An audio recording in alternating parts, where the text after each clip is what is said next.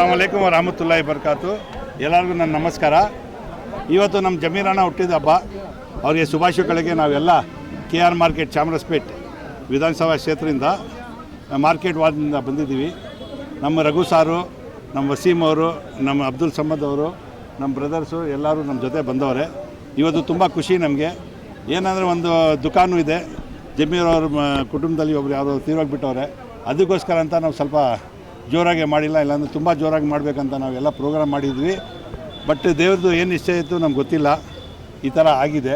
But ಏನಾದ್ರೂ ಇವತ್ತು ಜಮೀರ್ ಭಾಯಿ ಹುಟ್ಟಿದ ಹಬ್ಬ. ಒಳ್ಳೆ ಜನ ಒಳ್ಳೆ ಮನುಷ್ಯ ಹುಟ್ಟವನೆ ಅಂತ ಎಲ್ಲರಿಗೂ ಖುಷಿ ಇದೆ. ಎಲ್ಲ ಸಮಾಜದವ್ರಿಗೆ ಒಂದೇ ಥರ ಯಾರಾದ್ರಲ್ಲಿ ಎಲ್ಲರೂ ಪ್ರೀತಿ ಮಾಡ್ತಾರೆ. ಇವತ್ತು ಎಲ್ಲರ ಜೊತೆ ಕೂತ್ಕೊಂಡು ನಮ್ಮ ಜೊತೆ ಕೂತ್ಕೊಂಡು ರಘು ಸಾರ್ ಅವ್ರ ಟೀಮ್ ಜೊತೆ ಕೂತ್ಕೊಂಡು ಜೈ ಭೀಮ್ ಅಂತ ಒಂದು ಮಾತು ಹೇಳಿದ್ರು. ತುಂಬ ದೊಡ್ಡ ಮಾತು ಇದು, ತುಂಬ ಚೆನ್ನಾಗಿತ್ತು. ಇವತ್ತು ಎಲ್ಲರಿಗೂ ಊಟ ಆಗ್ತವ್ರೆ. ನಾವು ಒಂದು 1000 ಜನಕ್ಕೆ ಊಟ ಮಾಡಿಸಿದ್ವಿ ಚಾಮರಾಜಪೇಟೆಯಲ್ಲಿ. ಅಲ್ಲೂ ಎಲ್ಲರಿಗೂ ಊಟ ಕೊಡ್ತಾಯಿದ್ದೀವಿ ಅವ್ರ ಹೆಸರಿಂದ. ಇನ್ನೂ ದೇವರವ್ರಿಗೆ 100 ವರ್ಷ ಆಯುಷ್ಕೊಳ್ಳಿ ಅಂತ ನಾವು ಕೇಳ್ಕೊಂಡು ನನ್ನ ಮಾತನ್ನು ಮುಗಿಸ್ತೀನಿ. ನಮಸ್ತೆ.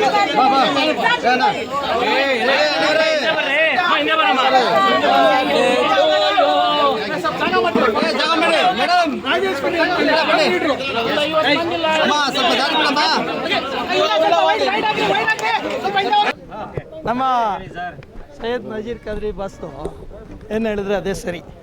ಯಾಕಂದರೆ ನಮಗೆ ತುಂಬ ಬ್ರದರು, ವೆಲ್ವಿಷರು ಅವರು ಮತ್ತು ವಸೀಮ್, ಅಬ್ದುಲ್ ಸುಬಾನು ಇವರೆಲ್ಲ ನನ್ನ ಅಣ್ಣ ತಮ್ಮಂದ್ರಿಗಿನ್ನ ಹೆಚ್ಚು ನನ್ನ ಜೊತೆ ಇವತ್ತಿನ ದಿನ. ಯಾಕಂದರೆ ಇವತ್ತಿನ ದಿನ ಈ ಕಾರ್ಯಕ್ರಮಕ್ಕೆ ಭಾಳಷ್ಟು ನನ್ನ ಹುಡುಗರು ಸಹಾಯ ಮಾಡಿದ್ದಾರೆ. ಜೈರಾಮ ತಗೊಳ್ಳಿ, ಮಾರಪ್ಪ ತಗೊಳ್ಳಿ, ಮಂಜು ತಗೊಳ್ಳಿ, ಇವರೆಲ್ಲ. ಆಮೇಲೆ ವಿಶೇಷವಾಗಿ ನಮ್ಮ ಮಾರ್ಕೆಟಿಂದ ರಾಜೇಶ್ವರಿ ಅಂತೇಳಿ ನಮ್ಮ ಮಹಿಳಾ ಮುಖಂಡರು ಭಾಳಷ್ಟು ಸಹಾಯ ಮಾಡಿದ್ದಾರೆ.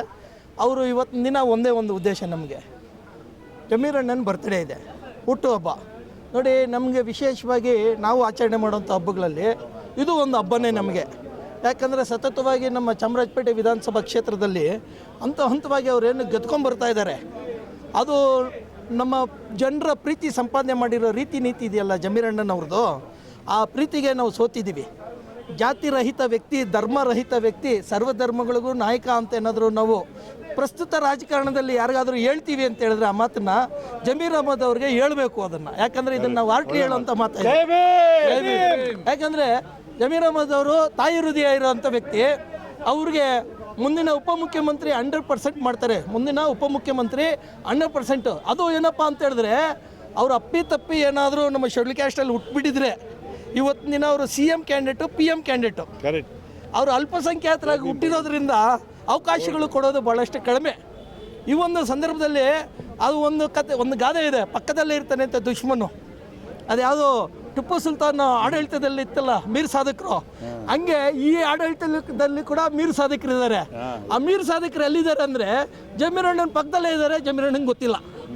ಆ ಮೀರ್ ಸಾಧಕರು ಏನು ಮಾಡ್ತಾರೆ, ಅಣ್ಣ ಹತ್ರ ಪ್ರೀತಿಯಾಗಿ ನರಿ ಥರ ನಟನೆ ಮಾಡ್ತಾರೆ. ಅಣ್ಣ ಹಂಗೆ, ಅಣ್ಣ ಹಿಂಗೆ ಅಂತೇಳಿ ಹೊರಗಡೆ ಹೋಗ್ಬಿಟ್ಟು ಅಣ್ಣನ ಬಗ್ಗೆ ಹೇಳೋಂಥ ವ್ಯವಸ್ಥಿತವಾದಂಥ ಪಿತೂರಿ. ಇವತ್ತು ಮೈನಾರಿಟೀಸಲ್ಲಿ ರಾಷ್ಟ್ರೀಯ ಮಟ್ಟದಲ್ಲಿ, ಅಂತಾರಾಷ್ಟ್ರೀಯ ಮಟ್ಟದಲ್ಲಿ ಯಾರಾದರೂ ಜೈ ಭೀಮ್ ಅಂತ ಹೇಳಿ ಏಕೈಕ ನಾಯಕ ನಮ್ಮ ಜಮೀರ್ ಅಹಮದ್ ಖಾನ್ ಒಬ್ಬರೇ.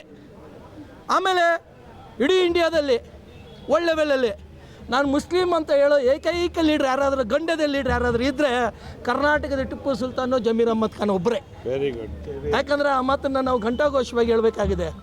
ಬಡವರ ಪರವಾಗಿ, ಹಿಂದುಳಿದವರ ಪರವಾಗಿ, ಅಲ್ಪಸಂಖ್ಯಾತರ ಪರವಾಗಿ, ಬ್ರಾಹ್ಮಣರ ಪರವಾಗಿ, BCM ಪರವಾಗಿ, ಎಲ್ಲ ಜಾತಿ ಜನಾಂಗದ ಪರವಾಗಿ ಯಾವುದೇ ತಾರತಮ್ಯ ಧೋರಣೆ ಇಲ್ಲದೆ ಇರ್ತಕ್ಕಂಥ ನಾಯಕ BZ ಜಮೀರ್ ಅಹಮದ್ ಖಾನ್.